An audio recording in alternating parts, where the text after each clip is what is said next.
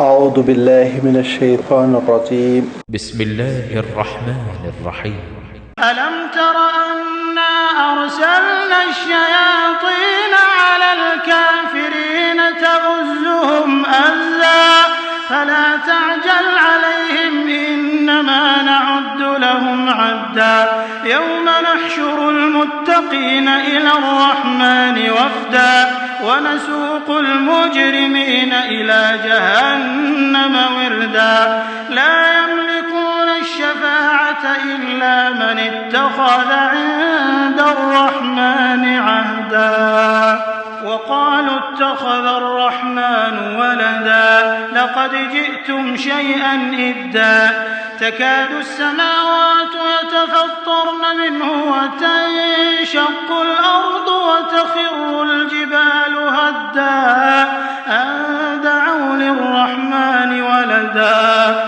وما ينبغي للرحمن أن يتخذ ولدا إن كل من في السماوات والأرض إلا آتي الرحمن عبدا لقد أحصاهم وعدهم عدا وكلهم آتيه يوم القيامة فردا إن الذين آمنوا وعملوا الصالحات سيجعل لهم الرحمن ودا فإنما يسرناه بلسانك لتبشر به المتقين وتنذر به قوما لدا وكم أهلكنا قبلهم من قرن هل تحس منهم من أحد أو تسمع لهم ركزا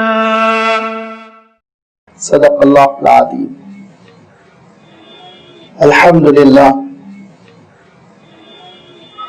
للہ رب العالمین والصلاة والسلام على سید المرسلین وعلى آلہ واصحابہ اجمعین. اما بعد. سورہ مریم کا یہ آخری رکوع ہے، رکوع نمبر 6 جس کی تلاوت ابھی آپ کے سامنے کی گئی.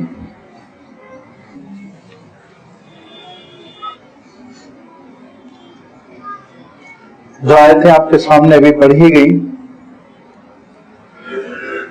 ان کا تسلسل شروع ہو رہا ہے آیت نمبر 83 سے 83 سے، اور یہ سلسلہ ختم ہو رہا ہے آیت نمبر 98 پر. اس طرح سے یہ سورت بھی ختم ہوئی اور اللہ تعالیٰ نے اس سورت میں جس حقیقت کو بیان فرمایا اس کی تاکید کو بھی، اس کے خلاصے کو بھی نمایاں کر دیا گیا. ان آیتوں میں دو اہم باتیں آ رہی ہیں.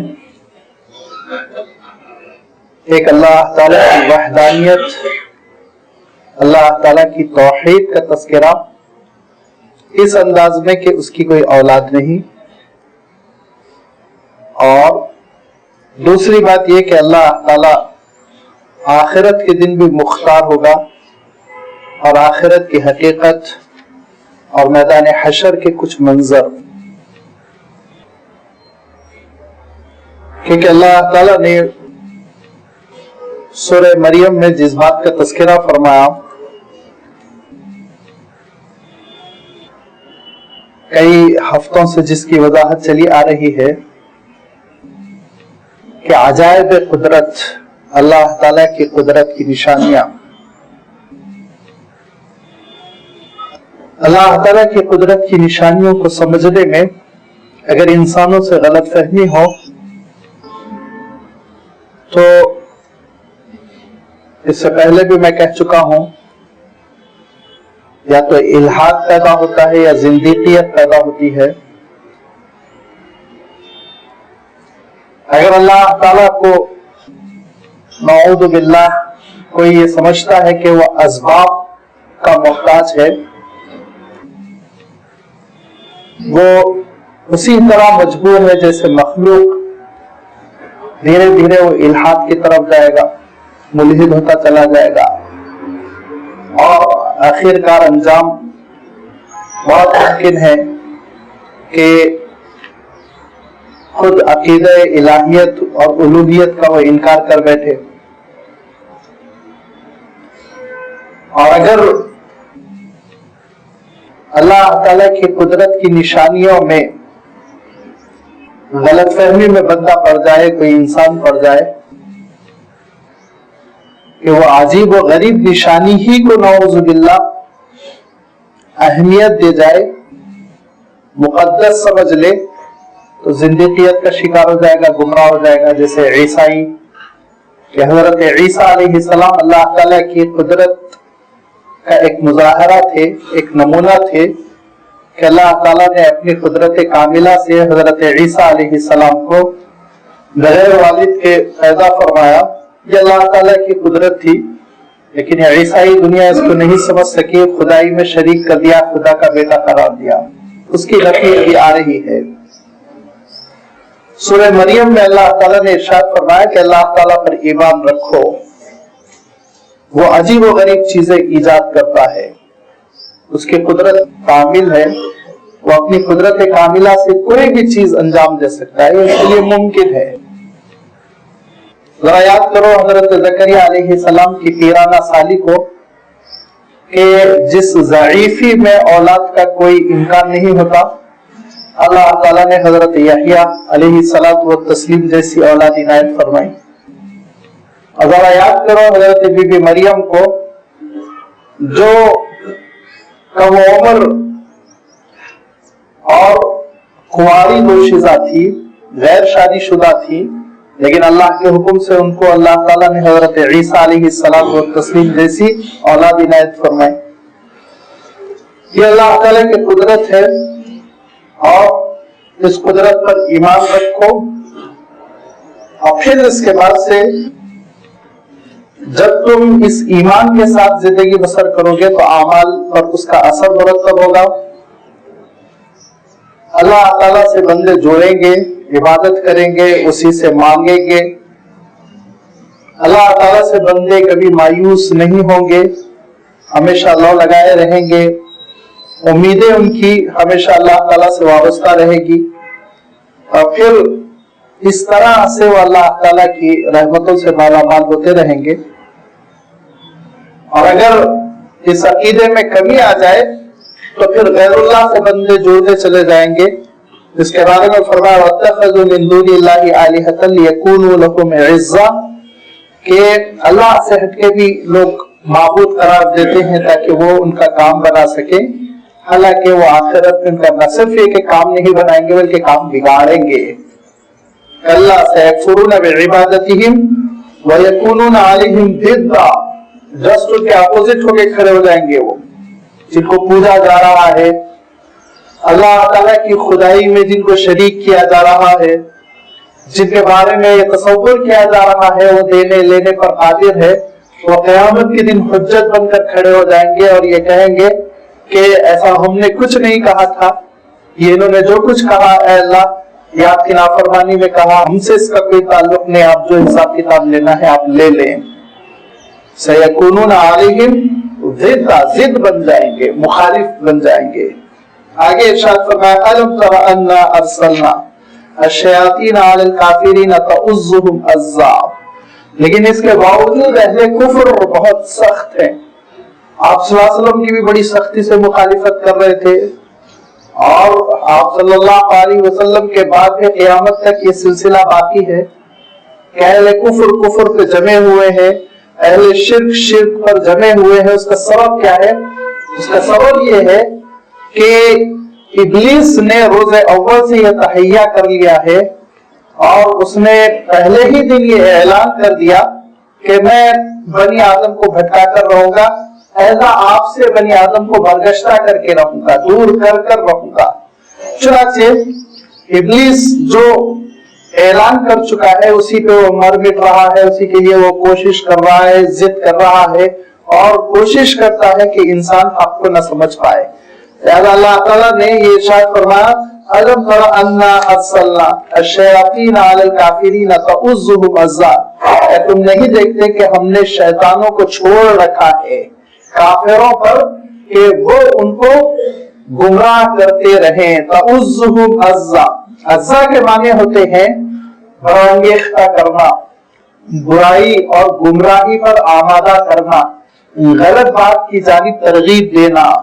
جیسے اچھی بات کے لیے ترغیب دینا ہو تو حافظہ آتا ہے، اور بری بات کی جانب جب ترغیب دی جاتی ہے اور ابھارا جاتا ہے، اکسایا جاتا ہے، تو ایسے موقعوں کے لیے عربی میں عزا کا لفظ آتا ہے. اللہ تعالیٰ ارشاد فرماتا ہے تؤزکم عزا، کہ یہ ابلیس اور یہ شیطان اور یہ شیطانی فوج اور لشکر، یہ دراصل یہ شیطان وہ ہیں، ان کی ڈیوٹی اور ان کی کارکردگی یہ ہے کہ یہ اپنے ساتھیوں کو، اپنے چیلوں کو، اپنے ماننے والوں کو کفر پر، شرک پر، برائی پر آمادہ کرتے رہتے ہیں، دعوت دیتے رہتے ہیں، بلاتے رہتے ہیں. اسی لیے اللہ تعالیٰ دوسرے مقام پہ یہ ارشاد فرماتا ہے کہ وَمَن يَعْشُ عَن ذِكْرِ الرَّحْمَنِ نُقَيِّضْ لَهُ قَرِينًا، کہ دیکھو رحمان کے ذکر سے کبھی محروم نہ رہو، ہمیشہ رحمان کو یاد کرتے رہو، کیونکہ رحمان سے اگر تم غافل ہو جاؤ گے تو پھر نقید لہو قرینا، تمہارا ساتھی ابلیس بن جائے گا، تم پر مسلط ابلیس ہو جائے گا، شیطان ہو جائے گا، اور وہ بہت برا ساتھی ثابت ہوگا. وہ غلط بات کی جانب رہنمائی کرے گا، ویکیوم نہیں رہ سکتا، خلا نہیں رہ سکتا. اگر اللہ تعالیٰ کی معرفت نہیں ہے، اگر اللہ تعالیٰ کا ذکر نہیں ہے، اگر اللہ تعالیٰ کو بندہ یاد نہیں رکھتا، تو پھر لازمی بات ہے دھیرے دھیرے وہ ابلیس کو یاد کرنے لگتا ہے، ابلیس اس کے اوپر مسلط ہو جاتا ہے، شیطان اس کے اوپر مسلط ہو جاتا ہے. اسی لیے ہمیشہ اللہ تعالیٰ کو یاد کرو. یاد کرنے کا ایک طریقہ 5 موقعوں پر نماز پڑھو. یاد کرنے کا دوسرا طریقہ حضور اکرم صلی اللہ علیہ وسلم نے ہر مناسبت سے اللہ تعالیٰ کا ذکر بتا دیا. مثلا آپ صلی اللہ علیہ وسلم ارشاد فرماتے ہیں جو کھانا اللہ کا نام لیے بغیر شروع ہوتا ہے تو اس میں ابلیس کا مطلب ہر حصہ ہوتا ہے، وہ بھی ساتھ بیٹھ کے کھاتا ہے آپ کے، اور اسی لیے کھانے میں پھر بے برکتی ہو جاتی ہے. لہٰذا آپ صلی اللہ علیہ وسلم تاکید کرتے تھے کہ کھانا شروع کرنے سے پہلے اللہ تعالیٰ کا نام لو، کم سے کم بسم اللہ کہہ لو. اللہ کے رسول صلی اللہ علیہ وسلم نے مختلف دعائیں بتائی، اور اس میں جو مشہور دعا ہے بسم اللہ وعلی برکت اللہ. اس کے بعد حضور اکرم صلی اللہ علیہ وسلم ارشاد فرماتے ہیں جب تم اللہ کا نام لے لو گے تو اس کے بعد ابلیس کا کوئی حصہ نہیں رہ گیا، اب شیطان کا اس میں کوئی حصہ نہیں رہ گیا، وہ مایوس ہو کر اٹھ کر چلا گیا.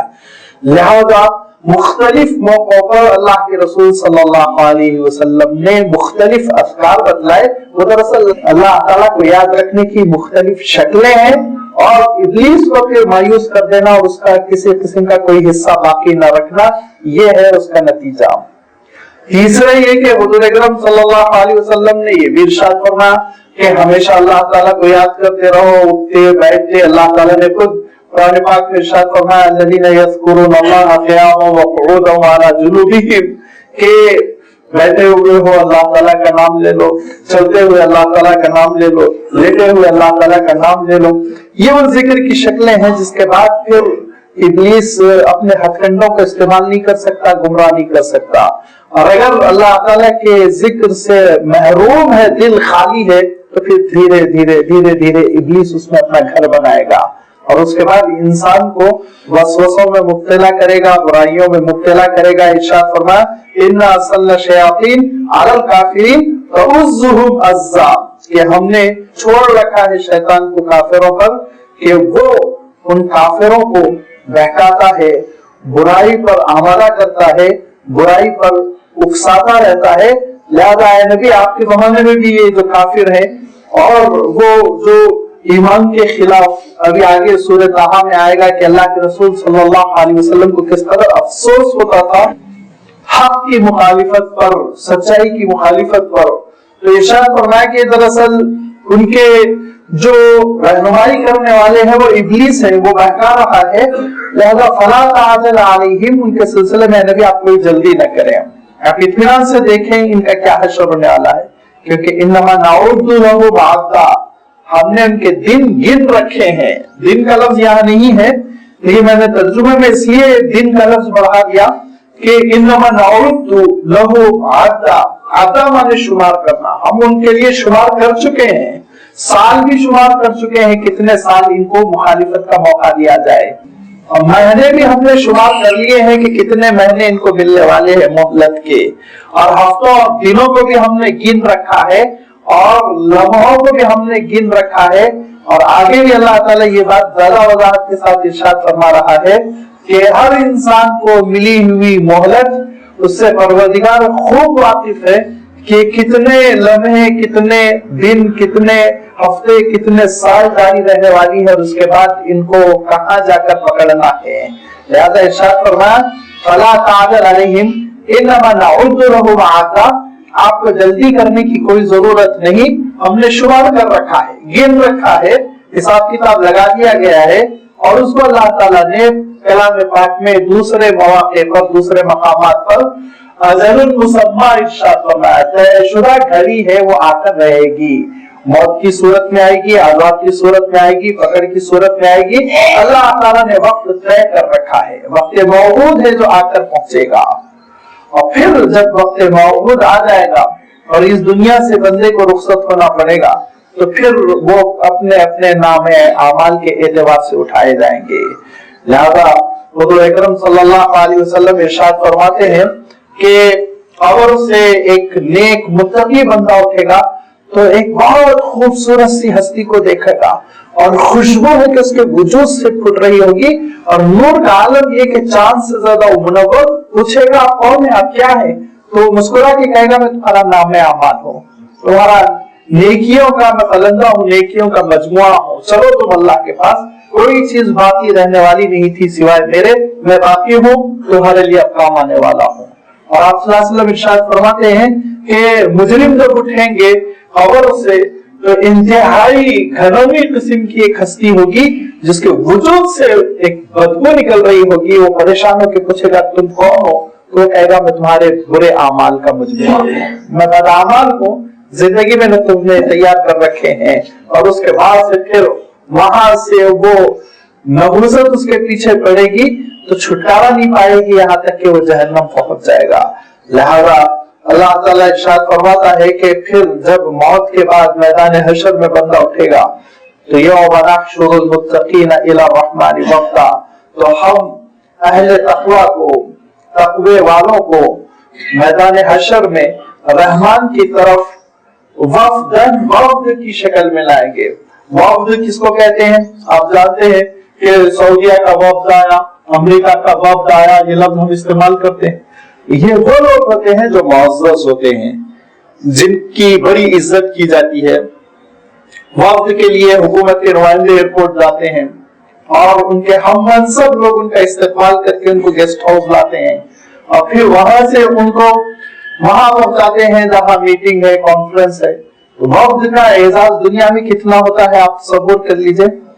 پھر اللہ تعالیٰ یہ اس وفد کا کیا اعزاز کرے گا آپ اندازہ لگائیے کہ اللہ تعالیٰ تو ارشاد فرماتا ہے یوم نحشر المتقین, ہم میدان حشر میں اہل تقوی کو رحمان کی طرف لائیں گے, جمع کریں گے وفدن, وفد کی شکل میں پورے اعزاز کے ساتھ. اب یہ آپ صلی اللہ علیہ وسلم تشریح کرتے ہیں, حضرت علی رضی اللہ تعالیٰ نے روایت کرتے ہیں کہ ایسا اعزاز ہوگا کہ جیسے ہی قبر سے بندے اٹھیں گے تو سب کو پیدل اللہ تعالیٰ کے دربار میں بھاگنا ہوگا, میدان حشر میں جمع ہونا ہوگا. میدان حشر میں جب فیصلے ہو جائیں گے کہ کون اہل تقوی ہے, کون اہل جرم ہے, تو آپ صلی اللہ علیہ وسلم ارشاد فرماتے ہیں جو اہل تقوی ہوں گے ان کے لیے بڑی خوبصورت سواریاں پیش کی جائیں گی. ان سواریوں کا تم دنیا میں تصور نہیں کر سکتے, اور ان سواریوں پر وہ پورے اعزاز کے ساتھ بیٹھیں گے. وہ سواریاں ان کو لے کر چلیں گی, پل صراط سے ہوتے ہوئے جنت کے دروازے تک پہنچائے گی. جب جنت کے دروازے تک وہ پہنچیں گے تو اللہ تعالیٰ نے سورۃ الزمر میں اس کی تفصیل ارشاد فرمائی کہ وہاں پہ استقبال ہوگا اور سونے کے بڑے زبردست قسم کے دروازے ہوں گے. اس کے اوپر پہنچنے کے بعد اللہ تعالیٰ دروازے پر پہنچنے کے بعد ارشاد فرمایا کہ ہوگا کیا, کہ ارشاد فرمایا کہ اہل تقوی جب جنت کے دروازوں پہ پہنچیں گے وسیق الذین اتقوا ربهم الى الجنة زمرا حتى اذا جاؤوها وفتحت ابوابها وہاں وہ کچھ لمحے توقف کریں گے جیسے کارگل دبائی جاتی ہے اسی طرح کی کوئی چیز ہوگی. آپ صلی اللہ علیہ وسلم ارشاد فرماتے ہیں کہ سونے کا دستہ ہوگا جس کو وہ پکڑیں گے اور پکڑنے کے ساتھ ہی جنت کا دروازہ کھلے گا اور اس کے بعد فرشتوں کا اور حور و غلمان کا ایک جلوس ہوگا جو السلام علیکم مرحبا بکم، ہم تمہارے انتظار میں کھڑے ہوئے ہیں، کب سے انتظار کر رہے ہیں، صدیوں سے انتظار کر رہے ہیں. اور آپ صلی اللہ علیہ وسلم ارشاد فرماتے اتنے بےتاب اور ایسے مشتاق ہوں گے جیسے سالوں سے بچھڑے ہوئے گھر والے مشتاق ہوتے ہیں. اس طرح سے اہل جنت کا استقبال کرتے ہوئے ان کو وہ جنت میں ان کے مقام تک لے جائیں گے. یوم نحشر المتقین الی الرحمن وفدا، لیکن جو مجرم ہوں گے وہ نسوق المجرمین الی جہنم وردا. ایسا عجیب و غریب لفظ ارشاد فرمایا اللہ تعالیٰ نے. وفدن کا لفظ ارشاد فرمایا اس پہلی آیت میں. آگے مجرموں کی آیت میں کیا ارشاد فرمایا؟ وَنَسُوقُ الْمُجْرِمِينَ إِلَى جَهَنَّمَ وِرْدًا، وردن کا لفظ ارشاد فرمایا. ورد، ورود، ورد، مورد، یہ سارے الفاظ عربوں میں مستعمل تھی کس معنوں میں؟ جب چرواہا جانوروں کو پیٹ بھر کھلا دیتا اور اس کے بعد سے محسوس کرتا کہ اب یہ کھا چکے ہیں لہذا اب ان کو پنگھٹ پر لے جانا ہے، پانی پلانا ہے، تو ہاتھ کے پیچھے سے لاٹھی سے مار مار کے وہ پنگھٹ کی طرف چرواہا دھکیل کے جانوروں کو، پیاسے جانوروں کو، ذہن میں رکھیے، پیاسے جانوروں کو پنگھٹ پر لے جاتا اور وہاں پانی پلاتا اور پانی پلانے کے بعد سے پھر واپس ان کو رات اپنے گھر لے آتا اور اس کے بعد ان کے دائرے میں ان کو بند کر دیتا. ایسے موقع کے لیے ورود کا لفظ، وردن کا لفظ اللہ تعالیٰ ارشاد فرماتا ہے. اور اس دن ہاکا جائے گا مجرموں کو جہنم کی جانب ایسے جیسے پیاسے جانوروں کو پنگھٹ کی طرف ہاکا جاتا ہے، پیچھے سے مار مار کے دھکا دے دے کے آگے بڑھایا جاتا ہے. یہ مجرموں کی کیفیت ہوگی. وَنَسُوقُ الْمُجْرِمِينَ إِلَى جَهَنَّمَ وِرْدًا، اور ہاکا جائے گا مجرموں کو اور ہم ہاک کے لے جائیں گے مجرموں کو جہنم کی طرف ایسے جیسے کہ پیاسے جانوروں کو لے جایا جا رہا ہے. لا یملکون الشفاعۃ، کوئی بھی سفارش پر قادر نہیں ہوگا، کوئی سفارش نہیں کر سکے گا اور ایک دوسرے کی کوئی سفارش نہیں کر سکے گا، کام نہیں آ سکے گا. الا من اتخذ عند الرحمن عہدا، سوائے اس شخص کے جس نے پروردگار کے پاس عہد نامہ تیار کر رکھا ہے. کس کا عہد نامہ ہے؟ جو اللہ تعالیٰ کے پاس وہ تیار کر رکھا ہے.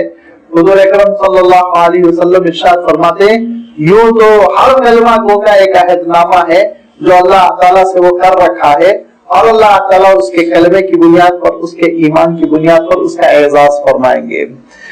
لیکن آگے اور بھی وضاحت کر دی اللہ کے رسول صلی اللہ علیہ وسلم نے اور ارشاد فرمایا کہ شفاعت پر، جس کا ترجمہ ہم سفارش سے کرتے ہیں، اللہ تعالیٰ کے پاس یہ سفارش اور یہ شفاعت پر ہر آدمی قادر نہیں ہو سکے گا، ہر آدمی اس کا اہل نہیں ہو سکے گا. یہاں تک کہ پہل تو یہ ہوگا، آپ صلی اللہ علیہ وسلم بہت تفصیل کے ساتھ ارشاد فرماتے ہیں، حضرت جابر رضی اللہ تعالیٰ عنہ روایت کرتے ہیں کہ جو انسان گھبرا رہے ہوں گے اور جن کو یہ محسوس ہو رہا ہوگا کہ ہم پھنس چکے ہیں اور ہو سکتا ہمارے لیے جہنم کا فیصلہ ہو جائے، ہمارے گھبراہٹ کے دوڑتے ہوئے حضرت آدم علیہ السلام کے پاس جائیں گے تو حضرت آدم علیہ السلام بھی ہمت نہیں کریں گے اور حضرت آدم علیہ السلام یہ ارشاد فرمائیں گے کہ میں نے ایک وعدہ خلافی کر لی تھی کہ ایک درخت کو نہ چکنے کا عہد ہوا تھا لیکن اس درخت کو میں نے چک لیا تھا، اسی لیے میں تو ہمت نہیں کرتا ہوں کہ آج میں تمہاری سفارش کروں. سب سوچیں گے کہ جب ہمارے بابا آدم ہمت نہیں کر رہے تو کہاں جائے؟ تو لوگ کہیں گے کہ حضرت ابراہیم علیہ السلام کے پاس چلیں، وہ خلیل اللہ ہیں، اللہ کے بڑے قریبی اور اللہ تعالیٰ کے بڑے چہیتے بندے ہیں، لہذا حضرت ابراہیم علیہ السلام کے پاس جائیں گے تو حضرت ابراہیم علیہ السلام کہیں گے دیکھو میں آج ہمت نہیں کر سکتا کیونکہ میں نے اپنے مشرک باپ کے لیے دعائے مغفرت کی تھی جس کو اللہ نے ناپسند کیا تھا، لہذا بہتر یہ ہے کہ تم لوگ کہیں اور جاؤ. بہت تفصیل کے ساتھ روایت ہے. پھر لوگ دوڑتے ہوئے حضرت موسیٰ علیہ السلام کے پاس پہنچیں گے. حضرت موسیٰ علیہ السلام کہیں گے میں کہاں سے ہمت کر سکتا ہوں، کہ میرا عالم یہ تھا کہ میں تو 70 لوگوں کو لے کر پہاڑ پہ پہنچ گیا تھا، اللہ تعالیٰ کے دیدار کا مطالبہ کرتے ہوئے حضرت عیسیٰ علیہ السلام کے پاس دوڑ کر جائیں گے. حضرت عیسیٰ علیہ السلام کہیں گے کہ میں کہاں سے ہمت کر سکتا ہوں کہ میں نے نزول مائدہ کا مطالبہ کیا تھا، اتنا پروردگار ناراض ہوا تھا، اتنا ناراض ہوا تھا کہ اس نے ارشاد فرمایا تھا کہ میں یہ خان تو نازل کر دوں، لیکن اے عیسیٰ ایک بات یاد رکھیے کہ اس کے بعد جو ایمان نہیں لائے گا انی اعذبہ عذاب اللہ اعذبہ احد من العالمین، تو پھر میں اتنی سخت سزا دوں گا کہ میں نے کبھی کسی کو اتنی سخت سزا نہ دی. تو یہ میں گھبرا اٹھا تھا، لہذا میں بھی ہمت نہیں کرتا ہوں کہ پروردگار کے سامنے میں سفارش کروں، یہاں تک کہ لوگ حضور اکرم صلی اللہ علیہ وسلم کے پاس پہنچیں گے. آپ صلی اللہ علیہ وسلم ارشاد فرماتے ہیں کہ میرے پاس لوائے حمد ہوگا. لوائے حمد کا ترجمہ آپ کر سکتے ہیں کہ آپ صلی اللہ علیہ وسلم حمد کے علم بردار ہوں گے، اللہ تعالیٰ کی ستائش اور اس کی تعریف، اس کے ذکر کے علم بردار ہوں گے. لہذا حضور اکرم صلی اللہ علیہ وسلم ارشاد فرماتے ہیں لیکن میں بھی ڈائریکٹ نہیں کر سکوں گا، میرے پاس لوگ پہنچیں گے تو اس موقع پہ میں اللہ تعالیٰ سے اجازت مانگوں گا، کس کی سفارش کی نہیں، اہل قیام کی اجازت مانگوں گا اور پروردگار کے دربار میں کھڑے ہو کر مولا کی وہ تعریف کروں گا جو اسی وقت آخرت میں مجھ پر الہام کی جائے گی، ڈالی جائے گی، دنیا میں تو میں سوچ بھی نہیں سکتا ہوں. بڑی مدت پروردگار کی تعریف کرنے کے بعد میں اس کے دربار میں سجدے میں گر جاؤں گا اور سجدے میں گر کے رو رو کے اس کی تعریف، حمد و ستائش اور اس کی وہ حمد بیان کروں گا جس کا میں آج دنیا میں تصور نہیں کر سکتا ہوں. یہاں تک کہ اللہ تعالیٰ خوش ہو کر مجھ سے یہ فرمائے گا یا محمد ارفع راسک سل تؤتی اشفع تشفع، اے محمد آپ سر اٹھائیں، آپ سوال کریں، آپ مانگے ہم دیں گے، اور آپ سفارش کریں ہم آپ کی سفارش قبول کریں گے. تب میں سفارش کروں گا. پہلے جو زمرہ ہوگا جن کی میں سفارش کروں گا وہ لوگ ہوں گے جو ایمان والے ہوں گے لیکن اپنی نیکیوں کے ساتھ گناہوں کو انہوں نے ملا دیا تھا، نام اعمال ان کا گناہ اور نیکیوں کا آمیزہ تھا، لہذا ان کی سفارش کروں گا، وہ قبول کر لی جائے گی. پھر بھی امت کے بہت سے افراد بچے رہیں گے تو پھر میں اللہ تعالیٰ کے دربار میں گر پڑوں گا، پھر سجدے میں رہوں گا اور بہت لمبے سجدے میں، بڑی لمبی مدت سجدے میں گرے رہنے کے بعد پھر مجھے اجازت ملے گی، پھر میں سفارش کروں گا اور پھر اس کے بعد سے اہل کبائر کو جہنم سے نکالا جائے گا اور جنت میں ڈالا جائے گا. پھر اس کے بعد سے بھی دیکھوں گا کہ جہنم میں بہت سے ایمان والے بھی پڑے ہوئے ہیں، پھر سجدے میں گر جاؤں گا، پھر دعائیں کروں گا، پھر اجازت ہوگی، پھر سفارش کروں گا اور تیسری مرتبہ سفارش ہوگی تو عام زمرے کے ان اہل ایمان کو، ان مسلمانوں کو میں نکال لوں گا جہنم سے جو ایمان میں تو راسخ تھے، اعمال میں کمزور تھے، اعمال نہیں کرتے تھے. اس کے بعد سے حضور اکرم صلی اللہ علیہ وسلم سے اتنی حدیث تو حضرت جابر رضی اللہ تعالیٰ عنہ نے بیان کر دی. حضرت جابر رضی اللہ تعالیٰ عنہ سے لوگوں نے روایت سننے کے بعد حضرت حسن بصری رحمت اللہ علیہ سے تصدیق چاہی تو حضرت حسن بصری پوری حدیث سن کے مسکرا پڑے اور کہا کہ حضرت الاستاذ نے، میرے استاذ نے ایک حصہ بیان نہیں کیا کیونکہ تم لوگ نااہل تھے، وہ حصہ میرے پاس ہے، وہ حصہ میرے پاس ہے جو میں نے اور صحابہ سے بھی سنا ہے، حضرت جابر سے بھی سنا ہے. تو لوگ کہیں گے کہ آپ بیان کیجئے. تو مسکرا کر ہنستے ہوئے حضرت حسن بصری نے کہا کہ انسان کتنا عجلت پسند ہے، کتنی جلدی کرتا ہے، وہاں سے انکمپلیٹ بات سن کر آگے، وہاں تو مکمل نہیں کیا، میرے پاس آ کر جلدی کرو، صبر کرو، وقت آئے گا میں بتاؤں گا. لہذا حضرت حسن بصری نے بعد میں اس روایت کی مکمل کی اور اس روایت کو مکمل کرتے ہوئے ارشاد فرمایا کہ چوتھی مرتبہ حضور اکرم صلی اللہ علیہ وسلم یہ کہیں گے اے اللہ جو بھی ایمان والے باقی ہیں جن کے دل میں رمق برابر بھی ایمان تھا، اے اللہ ان کو جہنم سے نکال دیجئے. تو اللہ تعالیٰ ارشاد فرمائے گا اے نبی اب آپ کی ڈیوٹی ہو گئی، اب رحمان کی باقی ہے، یہ آپ دعا نہ کریں، اب آگے ہم کریں گے جو کرنا ہے.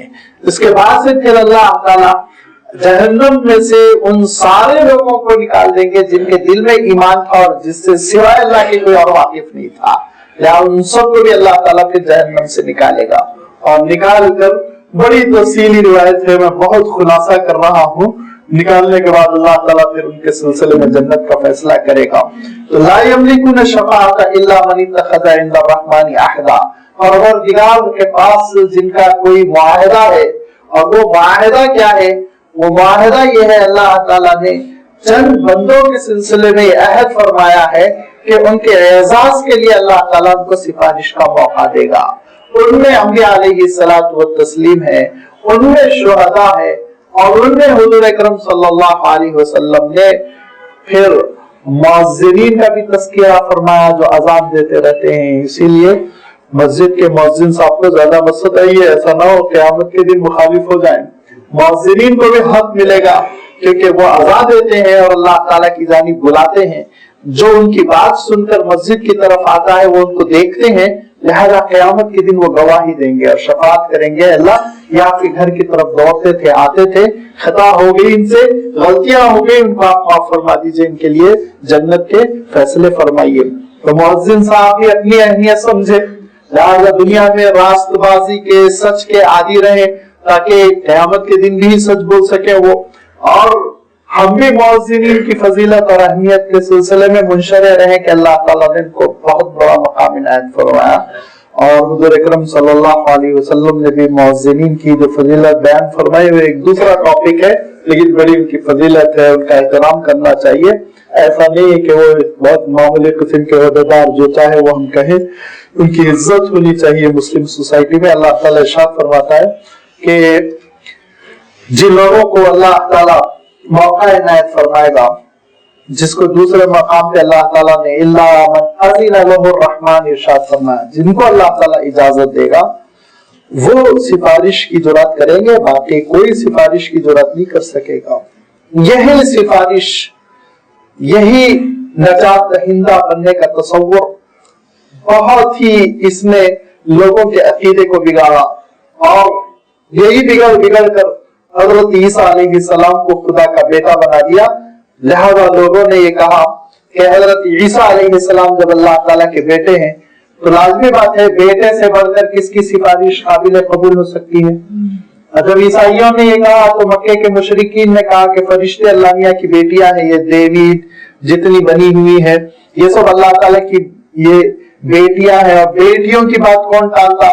लिहाजा बेटों और बेटियों में औलाद को तजवीज कर करके उन्होंने अपने पूरे अकीदे को तबाह कर दिया। इरशाद फरमाया वक़ालू तख़ज़ अर्रहमान वलदा, और ये लोग कह पड़े हैं कि रहमान ने औलाद बना ली। लक़द जि'तुम शैअन इद्दा, बहुत ही गंदी बात तुमने कही। इद्दा का तर्जुमा बहुत मुश्किल है, बहुत नाज़ेबा बात तुमने कही, गैर माकूल किस्म की नापसंदीदा गलत बात तुमने कही, इंतहाई मुनकर और बहुत ही बुरी बात तुमने कही। लक़द जि'तुम शैअन इद्दा, ये अकीदा गढ़ कर तुमने, ये बात करके तुमने बहुत बड़ा जुल्म किया। लक़द जि'तुम शैअन इद्दा, तुमने बहुत नापसंदीदा हरकत की, बहुत गलत हरकत तुमने की। इतनी गलत हरकत है, इतनी गलत हरकत है कि इस हरकत की गलती को तुमको समझना हो और इसकी कबाहत को और इसकी बुराई को समझना हो तो यूं समझो तकादु समावात यतफत्तरन मिन्हु, के करीब है कि आसमान तुम्हारी बात की वजह से फट जाए, आसमान में शगाफ पड़ जाए, दरारें पड़ जाए, वतनशक्कुल अर्द, और जमीन चिर जाए, जमीन का सीना चिर जाए, वतखिरुल जिबालु हद्दा, और पहाड़ रेजा रेजा होकर गिर पड़े, पहाड़ गिर पड़े। ये सब कुछ इसलिए कि अंदाउल रहमानी वलदा, के लोग रहमान के लिए बेटे का और रहमान के लिए औलाद का दावा करते हैं। नौजुबिल्लाह, वमा यंबगी लिर्रहमान यत्तखिज़ा वलदा, रहमान के लिए सजावार नहीं कि वो किसी को औलाद बनाए। उसका आलम ये है कि सब उसके पास अदना मखलूक है।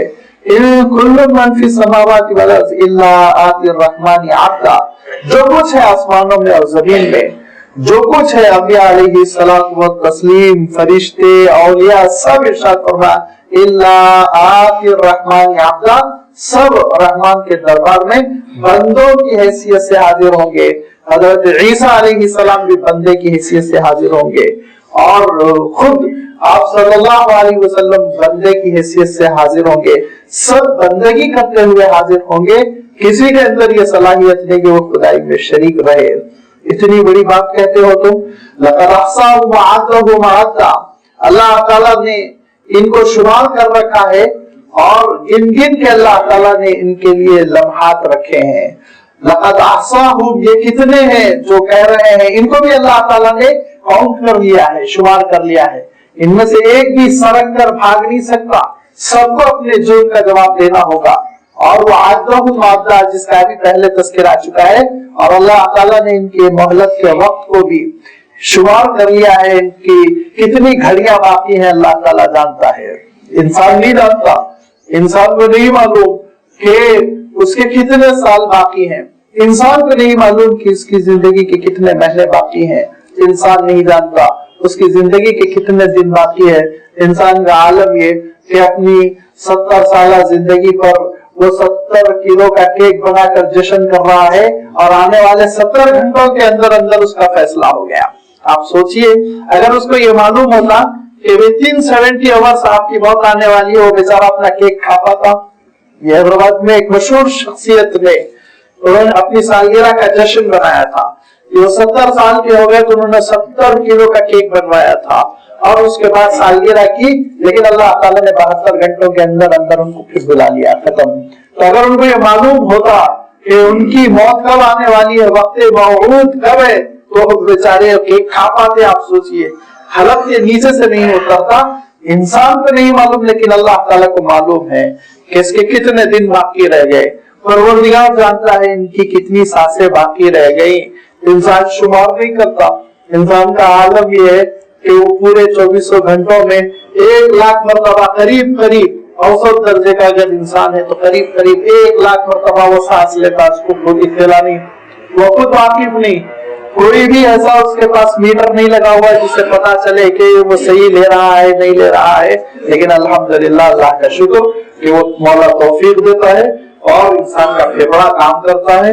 دن میں وہ سوتا بھی ہے اور وہ دن میں آرام بھی کرتا ہے، کھانا بھی کھاتا ہے، بات چیت بھی کرتا ہے اور وہ مختلف کاموں میں مشغول بھی رہتا ہے، لیکن اس کا یہ عمل جاری ہے. 1 لاکھ سے زائد مرتبہ وہ سانس لیتا ہے اور پھر تقریباً 4000 مرتبہ سے زیادہ وہ 1 گھنٹے میں سانس لیتا ہے.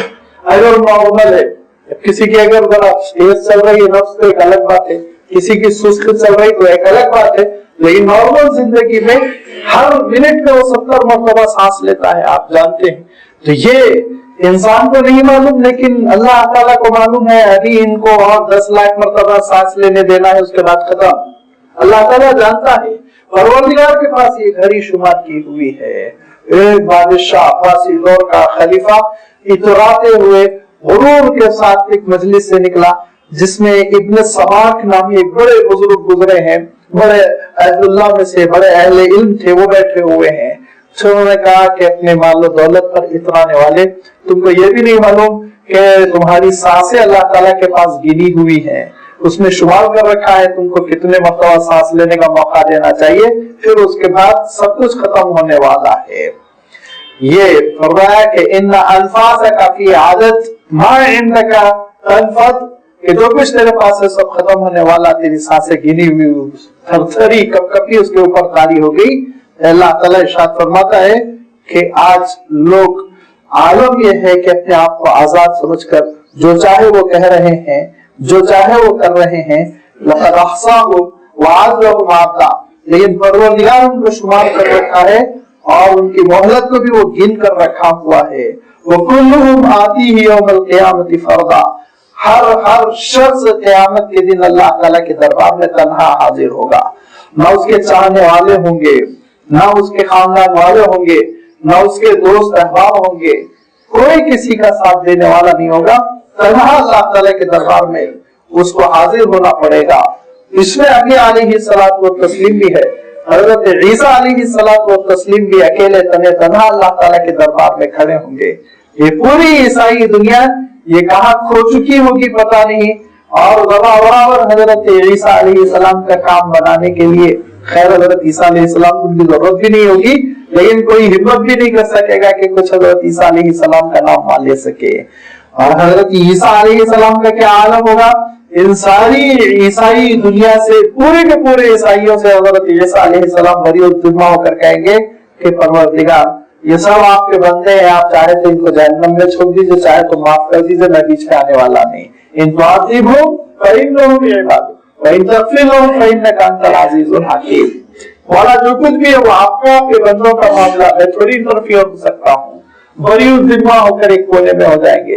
جب حضرت عیسیٰ علیہ الصلوۃ والتسلیم، اللہ تعالیٰ کے رسول، اللہ تعالیٰ کے نبی، ایسے اللہ تعالیٰ کے معزز بزرگ و مقبول بندے جن کی نبوت اور رسالت پر ہم سب ایمان رکھتے ہیں، وہ ایک کنارے ہو جائیں گے، تو پھر ہم دوسروں سے کیا امید رکھ سکتے ہیں کہ وہ میدان حشر میں ہمارے کام آ جائیں گے؟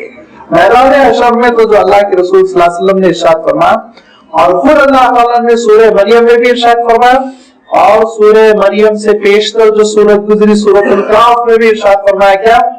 والباقیات الصالحات، قیامت کے دن کام آنے والی چیزیں وہ تمہاری اپنی نیکیاں۔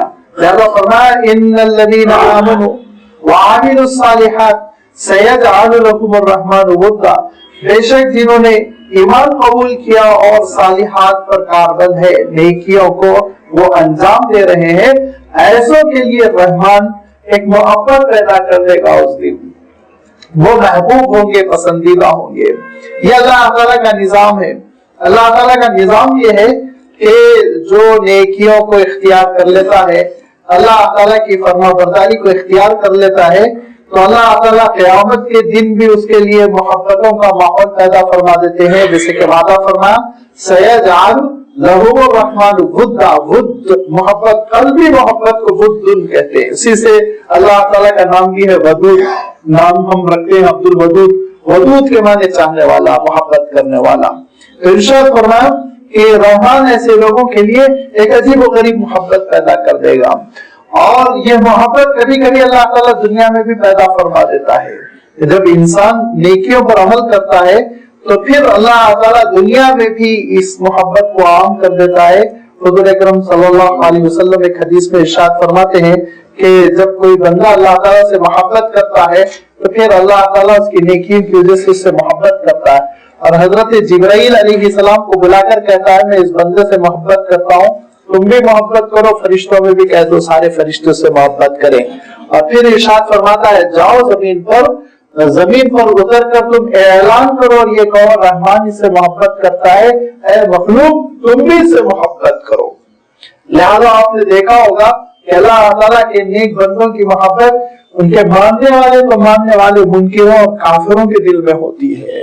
اور یہ محبت آپ نے دیکھا کہ اللہ تعالیٰ نے حضرت ابراہیم علیہ السلام کے سلسلے میں بیان فرمائی کہ حضرت ابراہیم علیہ السلام کو اللہ تعالیٰ نے ایسا محبوب بنایا کہ ہر مذہب والا حضرت ابراہیم علیہ السلام کو اپنا سربراہ بنایا جا رہا ہے۔ یہودی بھی حضرت ابراہیم علیہ السلام کو اپنا سربراہ مان رہے ہیں، اور عیسائی بھی حضرت ابراہیم علیہ السلام کو، اور ایمان والوں کے لیے تو اللہ تعالیٰ نے ارشاد فرمایا ان اول الناس بابراہیم للذین آمنوا واتبعوا هذا النبی، کہ بے شک یہ سب سے زیادہ ابراہیم سے قربت رکھنے والے تھے یہ مسلمان ہیں، فرما اور یہ نبی ہے اور یہ نبی کے پیروی کرنے والے ہیں۔ اچھا خود حضرت ابراہیم علیہ السلام کو دیکھیے کہ حضرت ابراہیم علیہ السلام نے بھی اسی آیت کی ایک تشریح اور ایک تفسیر گویا اپنی دعا میں بیان فرمائی۔ وہ کیسے کہ حضرت ابراہیم علیہ السلام ایک دعا میں یہ کہتے ہیں، آپ نے بار بار یہ آیت سنی ہوگی کہ اے اللہ میں اپنی اس نسل کو، اپنے کنبے کو، یعنی حضرت ہاجرہ اور حضرت اسماعیل علیہ السلام کو، ان دونوں کو میں نے آباد کیا تیرے گھر کے پاس۔ کیوں؟ اس لیے کہ اے اللہ یہ نمازوں کو قائم کرنے والے بنے۔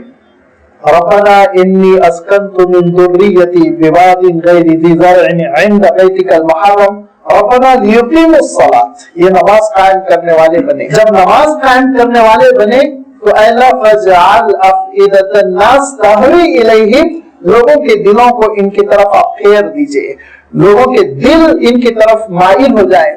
تو پھر حضرت اسماعیل علیہ السلام کی کیسی مقبولیت ہوئی، وہاں قبیلہ آباد ہو گیا، اور اس کے بعد سے دیکھتے دیکھتے وہ شہر کتنا آباد ہو گیا آپ جانتے ہیں، اور دلوں کو اللہ تعالیٰ نے کتنا پھیر دیا۔ پتہ یہ چلا جب نماز زندگی میں آتی ہے تو پھر لوگوں کے دل مائل ہونے لگتے ہیں، اور اس کی ایک تفسیر اور اس کا ایک عملی نمونہ آپ دیکھتے ہوں گے کہ ایمان سے محروم ہے, ایمانی قدروں سے محروم ہے, نہ اسلام کو جانتے نہ ایمان کو جانتے, ہماری کوتاہیوں کی وجہ سے ہم نے تعارف ہی نہیں کرایا نہ اسلام کا نہ ایمان کا, بیچارے محروم ہے ایمان سے, لیکن مسجد کے باہر صف لگائے کھڑے ہوئے ہیں, مصلیوں سے دعا کروا رہے ہیں. کیوں؟ یہ دل کیوں مائل ہو گئی اللہ تعالیٰ کی جانب سے؟ جب آپ کی زندگی میں نماز آئے گی تو پھر دھیرے دھیرے لوگوں کے دل آپ کی طرف مائل ہوتے چلے جائیں گے, محبت کرنا شروع کر دیں گے. کیوں محبت کریں گے؟ اس لیے کہ آپ پروردگار کے جو محبوب ہو جائیں گے. جب اللہ تعالیٰ آپ کو پسند کرے گا تو فرشتوں میں آپ مقبول, جب اللہ تعالیٰ پسند کرے گا اللہ تعالیٰ کی ساری مخلوق میں آپ مقبول, اور جب اللہ تعالیٰ آپ کو پسند کرے گا اللہ کے محبوب ہو جائیں گے تو اہل کفر بھی محبت کریں گے, ان کے بھی آپ محبوب ہوں گے. لہذا اللہ تعالیٰ ارشاد فرماتا ہے ان الذین آمنوا وعملوا الصالحات سیجعل لهم الرحمن ودا, بے شک جو ایمان والے ہوتے ہیں اور نیکیوں پر عمل کرتے رہتے ہیں ایسے لوگوں کے لیے رحمان قیامت کے دن بھی دلوں میں محبت پیدا کر دے گا, دنیا میں بھی محبت پیدا ہو جاتی ہے, دنیا میں بھی مقبول ہو جاتے ہیں. اور پھر آپ ذرا تاریخ اٹھا کر دیکھیے کہ اللہ کے رسول صلی اللہ علیہ وسلم سے جیسی محبت کی گئی اس کی تاریخ میں کوئی مثال نہیں ملتی, اس کی تاریخ میں کوئی مثال نہیں ملتی. کتنے باپ ہوتے ہیں انتقال کر جاتے ہیں, کتنے شہید شوہر ہوتے ہیں جن کو ساری زندگی ان کی اہلیہ سرتاج کہتی رہتی ہیں اور اپنا زندگی کا لائف پارٹنر تصور کرتی ہے اور سمجھتی ہے جب تک وہ ہے میں ہوں, اور ان کے بعد تو زندگی دو بار وہ انتقال کر جاتے ہیں. اور کتنی بیویاں ہوتی ہیں جن کے بغیر ایک صاحب یہ تصور کرتے ہیں کہ میری زندگی میں کوئی رنگ نہیں, وہ انتقال کر جاتی ہیں کچھ ہی دنوں کے بعد. سال کی بھی ضرورت نہیں, چند ہی ہفتوں اور دنوں میں آپ دیکھیں گے کہ وہ بھلا دیتے ہیں اور دوسری ساری چیزوں میں دنیا کی رنگینیوں میں مگن ہو جاتے ہیں. اولاد اپنے والدین کو بلا دیتی ہے, اولاد اپنی ماں کو بلا دیتی ہے, شوہر بیوی کو بلا دیتا ہے, بیوی شوہر کو بلا دیتی ہے.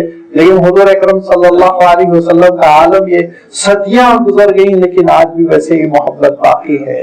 یہ تو ہم لوگ تو بڑی گریڈنگ اگر کی جائے تو ہم تو تیسرے درجے کی شاید محبت کرتے ہیں. اللہ تعالیٰ ہم کو صحیح معنوں میں آپ صلی اللہ علیہ وسلم سے محبت کرنے والا بنا دے.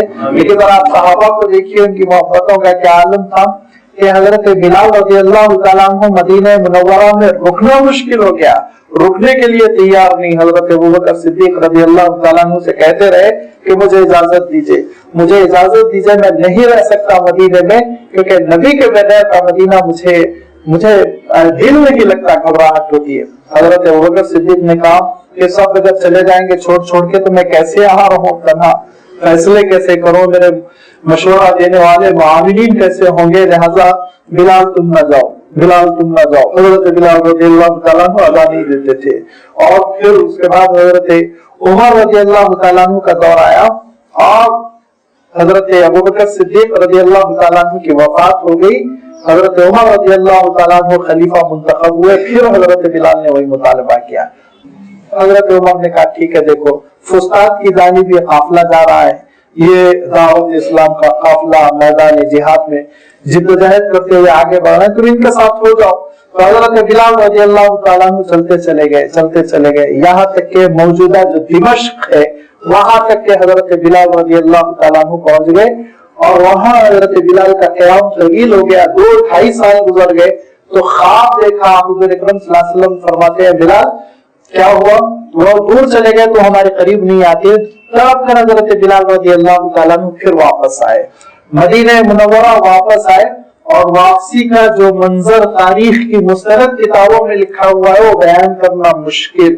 دوڑتے ہوئے مسجد نبوی پہنچے, لپٹ گئے حضور اکرم صلی اللہ علیہ وسلم کی مزار مبارک سے, روضہ اقدس سے, خوب دل بھر کر رویا. لوگوں نے اٹھایا, سمجھایا.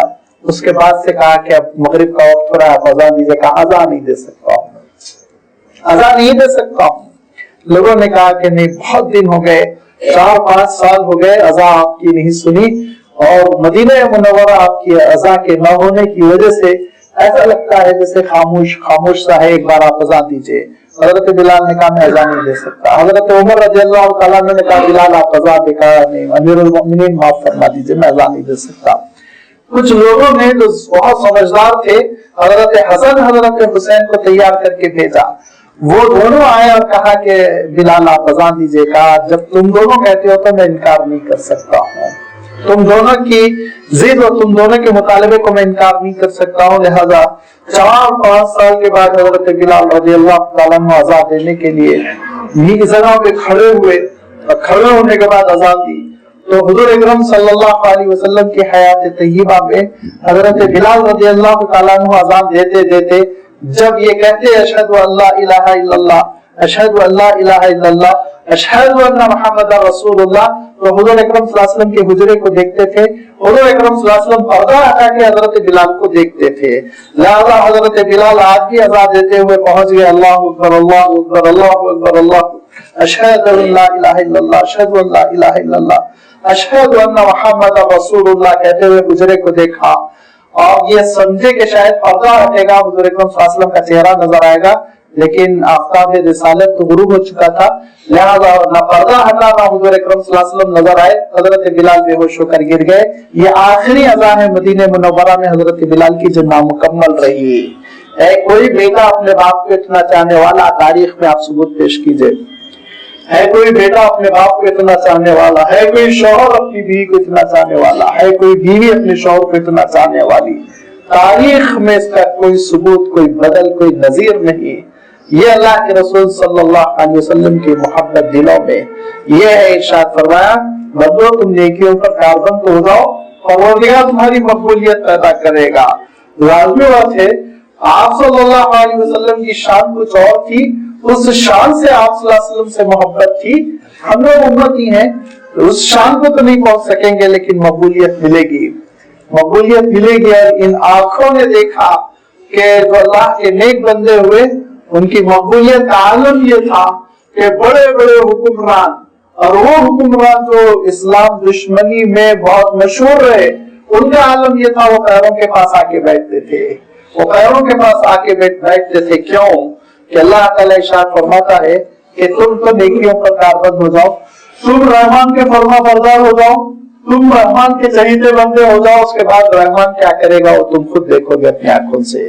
لہذا ارشاد فرمایا کہ ان الذین آمنوا وعملوا الصالحات سیجعل لهم الرحمن ودا, بے شک جو ایمان والے ہوتے ہیں نیکیوں پر عمل کرتے ہیں رحمان ان کے لیے ایک محبت پیدا کر دیتا ہے.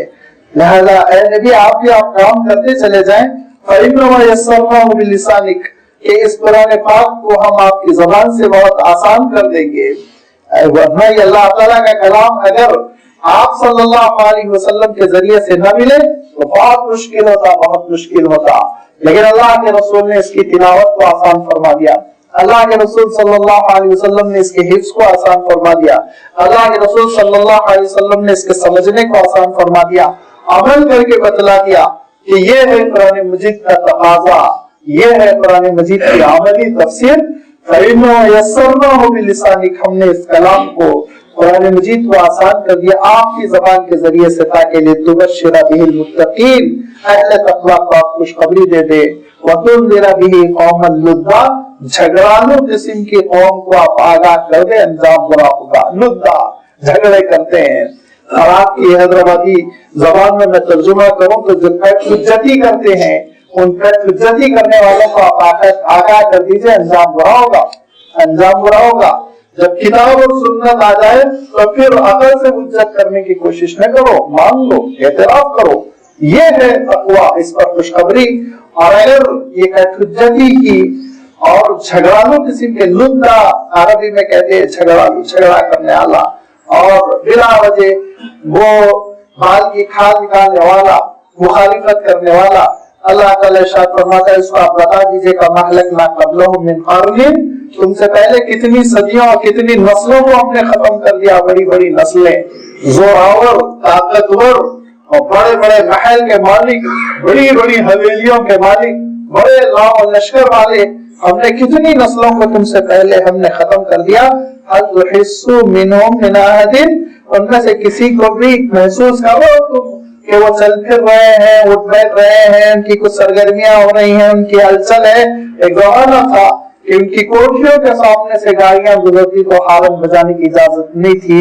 آج تم ان کی آہٹ دکھا رہے ہو, آج کوئی ہلچل, آج کوئی ایکٹیویٹی تم پا رہے ہو, اور تسمعوا لهم رکزا, یا تم ان کی کوئی آہٹ, کسی قسم کی کوئی سرسراہٹ, رکزن کہتے ہیں ہلکی سی آواز کو, ان کی کوئی آواز تم پا رہے ہو نہیں.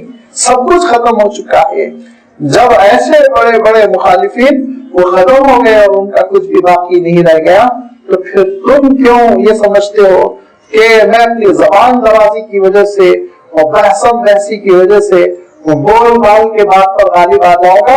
یاد رکھو اس کا انجام برا ہوگا. اے نبی, ایسے لوگوں کو آپ بتلا دیجئے, آگاہ کر دیجئے کہ بہت برے انجام تک تم کو لے جائے گی. اگر اطاعت کرو گے, تقویٰ ہوگا, فرما برداری ہوگی, تو پھر اے نبی آپ خوشخبری دے دیجئے کہ وہی ساری چیزیں جن کا تذکرہ آ رہا ہے, جنت, جنت کی نعمتیں, میدان حشر میں اعزاز, رحمان کی رحمتیں, اس کی جانب سے ملنے والی محبتیں, یہ سب کچھ ملے گی. لیکن کب؟ اس وقت جب کہ اطاعت ہو, فرما برداری ہو, اللہ تعالیٰ کی بات سنی جائے اور نیکیوں پر عمل ہو. وآخر دعوانا ان الحمد للہ رب العالمین.